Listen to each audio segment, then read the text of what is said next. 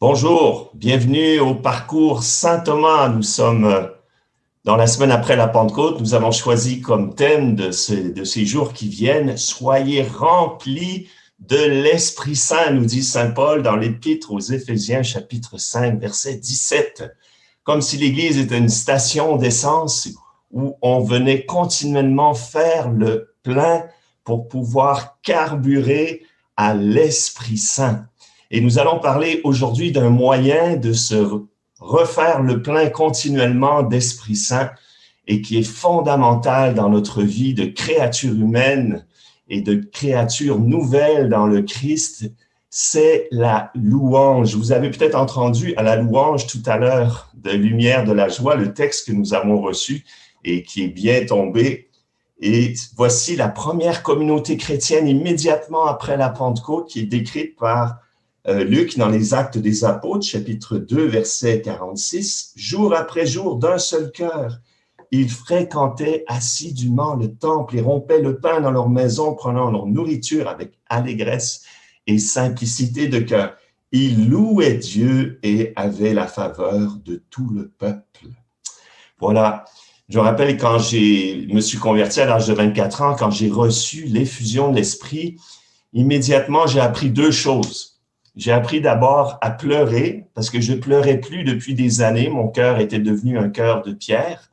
Et j'ai appris, plutôt, j'ai senti un désir de chanter qui avait quitté mon cœur depuis l'adolescence, mon cœur d'enfant qui était enfoui sous mon péché et mon orgueil. Tout d'un coup, ça se réveillait. Je sentais ce besoin de pleurer le vieil homme, pleurer aussi les merveilles de la miséricorde de Dieu, et je sentais ce besoin de le louer, de chanter un chant nouveau, parce que Dieu m'avait donné un cœur nouveau et que je commençais une vie nouvelle. Alors, dans cet enseignement sur la louange, il y aura trois parties. On va voir qu'est-ce que c'est la louange. C'est un terme qu'on utilise souvent, mais qu'est-ce que c'est exactement et pourquoi c'est important de louer quand on est chrétien.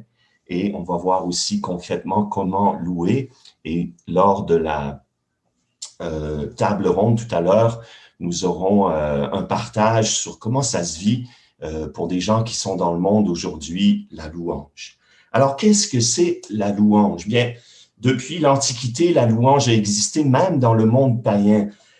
Louer, c'est d'abord adresser des éloges. Quand un grand chef de guerre, un grand politicien, un grand artiste avait achevé une œuvre extraordinaire, on lui adressait des louanges, même on écrivait des chansons, des poèmes pour l'admirer, pour lui dire pour leur dire leur estime, pour lui rendre gloire. La gloire, c'est la grande renommée, encore une fois, d'une personnalité forte. Le magnifier, ça vient du latin magnus, grandir. C'est grand, tu es merveilleux, Périclès ou Homère ou tel chef de guerre, Alexandre le Grand. Quand on va à un concert de rock, les jeunes, quand l'artiste rentre sur la scène, on le loue parce qu'il est grand, parce qu'il est beau, parce qu'on aime sa musique. Eh bien, combien plus on doit louer le créateur de l'univers et le sauveur de tous les hommes.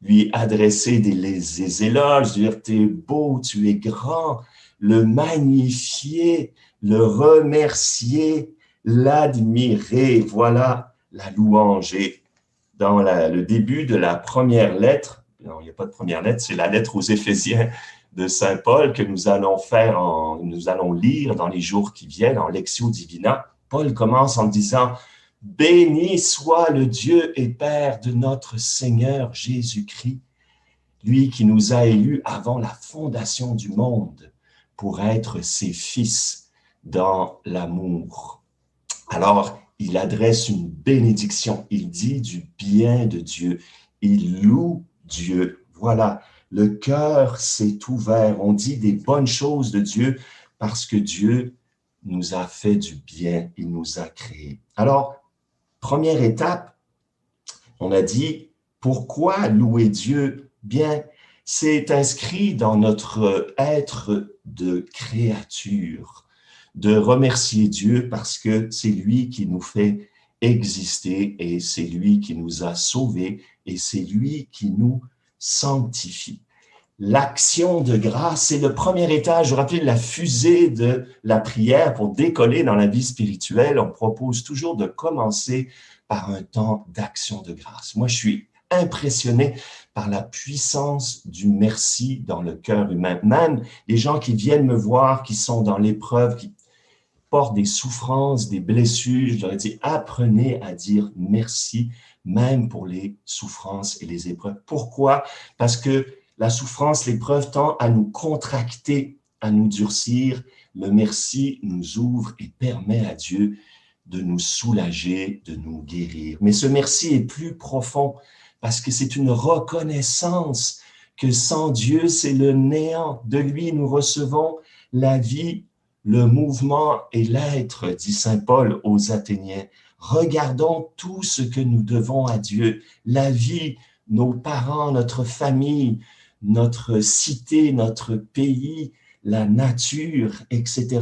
Tout ce que Dieu a mis en nous, une intelligence capable de connaître la vérité, une volonté capable d'aimer, un corps capable de louer Dieu, capable d'aimer aussi, de donner la vie à d'autres êtres.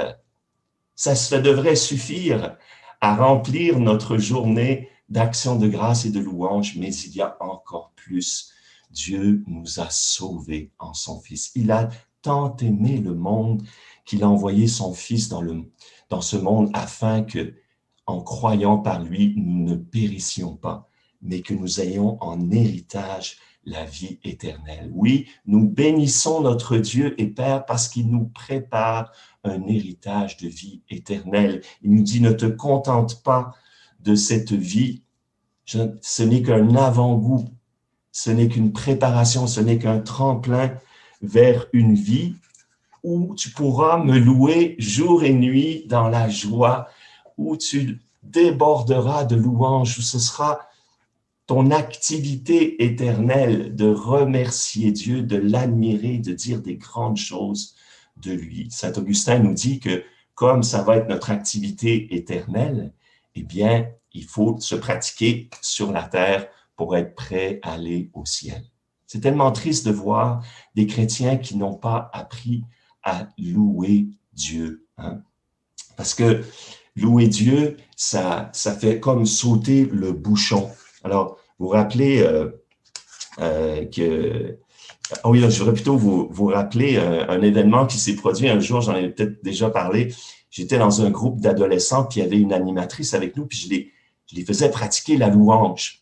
Alors, je disais, ben, on va séparer le groupe en deux. Il y en a un qui va chanter, puis l'autre qui va dire des louanges à Dieu. Parce qu'au début, on est gêné d'ouvrir la bouche devant les autres, dire « Merci Seigneur, béni sois-tu ». Alors, couvert par la musique. Donc, on se sépare en deux. Puis l'animatrice qui était du côté de la louange, je la vois pleurer après qu'on ait fini l'exercice. Et la semaine d'après, elle est venue nous témoigner. Elle dit « Mais j'avais jamais ouvert la bouche pour louer Dieu. » Quand j'ai ouvert, elle dit, c'est comme le bouchon d'une bouteille de champagne. C'est sorti de moi une infusion de l'esprit et j'ai senti que mon corps était le temple de Dieu. Et c'est drôle parce que moi, je m'aperçois que c'est capital, ce bouchon à faire sauter, parce qu'il y a en nous le champagne de l'Esprit Saint, mais pour que l'effusion de l'Esprit se développe, eh bien, ce petit geste de la langue, qui est au fond un acte d'enfant. Regardez comme les enfants louent Dieu facilement. Hein. Ils écoutent lumière, la joie, ils dansent, ils chantent, ils disent merci Jésus. Mais ce petit muscle de la langue est important. Et d'ailleurs, vous remarquerez que si vous êtes trop gêné pour louer Dieu devant vos frères chrétiens, comment est-ce que vous aurez l'audace de parler de Jésus à vos frères païens ou non-croyants? Voyez, le fait d'ouvrir la bouche devant les autres, de dépasser notre gêne, notre timidité, ça ouvre le jaillissement du champagne de l'Esprit Saint et ça nous ouvre aussi à l'évangélisation.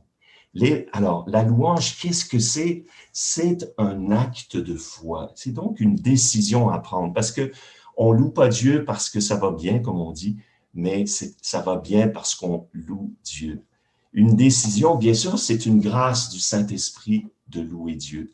Le Saint-Esprit vient comme solliciter notre liberté, mais il prend jamais de décision à notre place. Je me rappelle quand j'étais dans la marine, ici à Québec, dans la réserve, un jour, on m'avait mis sur un quai pour amarrer un cuirassé américain. C'est un bateau qui est long comme 3 terrains de football.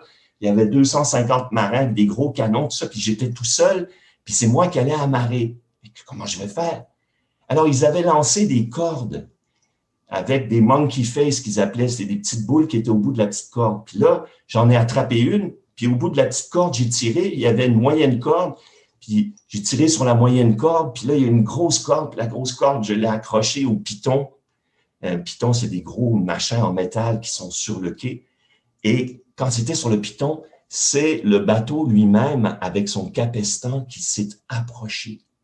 Moi, Martin, tout seul, j'ai amarré le gros cuirassé américain. Mais c'est un peu une image pour moi de ce que c'est la foi, l'acte de foi dans la louange. Au début, je fais qu'une petite chose, j'ouvre mon cœur, j'ouvre ma bouche, mais ça permet à Dieu de m'accrocher. Et alors, la grâce va venir de plus en plus. La puissance de Dieu va s'approcher de moi, non par mes mérites, mais simplement parce que j'ai ouvert mon cœur. Et qu'est-ce qui va se passer? C'est qu'à mesure que j'avance dans un temps de louange, surtout quand je suis en groupe, maintenant, on va sans doute pouvoir le faire plus souvent, eh bien, ce n'est plus moi qui va louer, c'est la puissance de Dieu qui va louer en moi. C'est une image que j'ai aussi, je ne sais pas si vous êtes déjà allé dans un moulin à eau, les vieux moulins qu'on a encore au Québec à quelques endroits. Eh bien, pour le faire marcher, on ouvre un clapet et puis le torrent de la rivière rentre. Puis là, les godets de la roue se remplissent les unes après les autres parce que la grosse roue, elle est immobile. Ça, c'est nous, avec notre lourdeur humaine, parce qu'on est blessé, on est pécheur, etc. Puis tout d'un coup, les godets se remplissent, puis là, le poids, ça... Puis là, la roue commence à tourner péniblement, elle tourne, puis à un moment donné, ça tourne, et là, l'eau rentre et elle sort aussitôt, et ça tourne et on fait avec la puissance du moulin, on fait du pain, on peut tisser, on peut couper du bois. Vous voyez, c'est ça l'image de la louange dans l'Esprit Saint. J'ouvre mon cœur, mais c'est la puissance de Dieu qui vient à un moment donné. C'est pour ça que quand on chante en langue, c'est comme la roue qui déborde de la puissance de Dieu. Mais cette puissance, après, c'est pas juste une belle émotion, une belle dilatation, c'est qu'elle va faire comme le moulin du pain, du tissu ou de la sciure, elle va travailler cette puissance dans votre vie.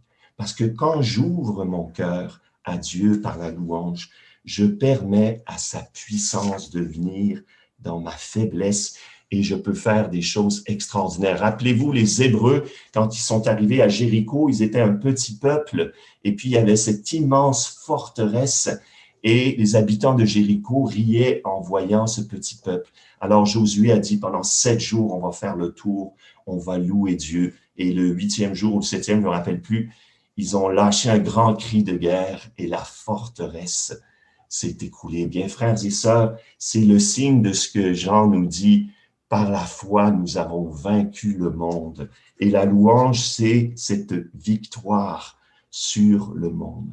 Alors, c'est une décision à prendre, c'est un acte de foi. Alors, je me rappelle aussi quand j'étais jeune, j'ai été frappé par une voiture. Heureusement, ça n'a pas été trop grave. Je me suis juste cassé une jambe. Puis, j'ai eu un plâtre pendant 3 semaines. Puis, quand on m'a enlevé le plâtre, il fallait rééduquer ma jambe qui était toute raide, les muscles n'avaient pas fonctionné pendant tout ce temps-là. Alors, le docteur m'a dit, tu vas te mettre dans un bain chaud à chaque jour et tu vas plier un petit peu plus ta jambe. Vous voyez? Alors, c'est pour ça que des fois, on trouve ça artificiel, la louange, de dire « Merci Seigneur, béni sois-tu, louange à toi ». Pourquoi ça a un côté un petit peu volontariste au début? C'est parce que notre muscle de louange, depuis le péché originel, a été cassé. Il y a quelque chose à rééduquer. Il y a quelque chose qui devrait être naturel et surnaturel, mais que le péché a brisé. Donc, il y a une rééducation à faire. C'est pour ça qu'il faut s'exercer à la louange jusqu'à ce que ça devienne une deuxième nature. C'est la définition d'une vertu. Une vertu, c'est une disposition stable à faire le bien qui s'acquiert par la répétition. C'est pour ça que la louange, il faut tendre à la vivre au quotidien. Il faut avoir un temps de louange. Alors, grâce à la lumière de la joie, maintenant, vous pouvez avoir une louange, même si vous êtes seul, avec une petite communauté qui vous entraîne. Il y a des gens qui louent Dieu dans leur voiture, il y en a d'autres qui le louent sous la douche, etc., en se rasant la barbe, c'est bien. Mais c'est important aussi de pouvoir avoir des vrais temps de louange, c'est-à-dire de s'arrêter, de prendre son coin de prière, si vous avez une icône, un crucifix à quelque part chez vous, puis si vous mettez lumière de la joie, vous le mettez, et vous pouvez le faire complètement consacré à ça. Je comprends que dans la semaine, des fois, vous n'avez pas le temps, vous le faites dans votre voiture, c'est très bien. Mais n'oubliez pas qu'il faut aussi de temps en temps le faire, être 100% dans un espace et un temps consacré à cette louange. Et on va commencer avec un signe de croix. On va dire, merci Seigneur de m'avoir donné la vie aujourd'hui. Merci Seigneur de pouvoir te louer. Puis on va prendre 2 ou 3 chants qui sont dynamiques et joyeux, qui sont faits de la parole de Dieu. Et c'est cette parole qui est la meilleure louange, c'est pas la nôtre. On prend les paroles mêmes de Dieu pour louer Dieu, c'est extraordinaire. Et on essaie de répéter régulièrement cet exercice, qui fait qu'à un moment donné, c'est pas juste la louange quotidienne avec un temps de louange précis qui va entrer dans ma vie, mais c'est que je vais devenir une créature de louange. Je vais être un être d'action de grâce, un être qui vit dans ce réflexe de dire merci. Moi, personnellement, tous les offices que je fais dans la journée, je commence par dire merci. Quand je prends mon temps d'adoration, je commence par dire merci. Avant de me coucher, dire le compli, je commence par dire merci. C'est devenu une seconde nature et je m'aperçois de toutes les merveilles que Dieu fait dans ma vie, même si ça va pas super bien ce jour-là ou dans ce moment-là. Puis une autre chose importante, et je terminerai là-dessus, qui est fantastique dans la louange, c'est que la louange, c'est comme une grande voile qui ouvre l'action de l'Esprit Saint et qui va permettre au charisme de s'exercer. Quand vous êtes dans une assemblée de prière, eh bien, la louange, en général, amène l'exercice des charismes. Les personnes, déjà, dans un charisme de choix de chant, vont choisir un chant dans l'Esprit Saint. D'autres vont faire une exhortation dans l'Esprit Saint, dire « Seigneur, louons Dieu, il est grand, il a fait des merveilles. » D'autres vont avoir une parole de science, une prophétie, d'autres le charisme de texte, peut-être même annoncer une guérison. Le chant en langue va être ce débordement de la roue qui tourne dans la louange, puis d'être un petit enfant dans les bras de notre Père céleste, avoir ce moment de contemplation, de bien-être. On a l'impression d'être avec les anges. Mais c'est la louange qui ouvre à cette grande diversité des dons et des charismes. La louange apporte la joie. Si vous venez à Saint-Thomas d'Aquin, vous savez que c'est une paroisse joyeuse et fraternelle. Pourquoi? Parce qu'elle vit de cette spiritualité de la louange, qui est un don qui a été fait à la communauté de l'Emmanuel dès le départ. L'Emmanuel, c'est Dieu parmi nous, et quand Jésus est né, eh bien, les anges ont loué Dieu. Alors, nous continuons cet acte de louange avec l'Emmanuel, Dieu qui est parmi nous. Alors, on a vu, frères et sœurs, qu'est-ce que c'est la louange? C'est d'adresser des éloges, des actions de grâce, magnifier notre Dieu créateur, sauveur et rédempteur. Pourquoi louer Dieu? Parce qu'on lui doit tout, parce que c'est notre vocation éternelle, parce que c'est notre être de créature et de créature recréée, de louer Dieu. Nous avons vu comment le louer par un acte de foi qui se répète et qui devient une vertu qui permet à l'Esprit Saint de venir louer en moi et de déployer tous ses charismes. Alors, j'ai déjà trop parlé. On va avoir maintenant un petit temps de table ronde avec nos intervenants qui vont nous dire comment ils vivent la louange au quotidien. Alors, je ne sais pas si, Michael, on a un petit temps de pause avant de se mettre en table ronde. Oui, je pense que oui. Donc, patientez et puis les autres intervenants vont s'ajouter à moi.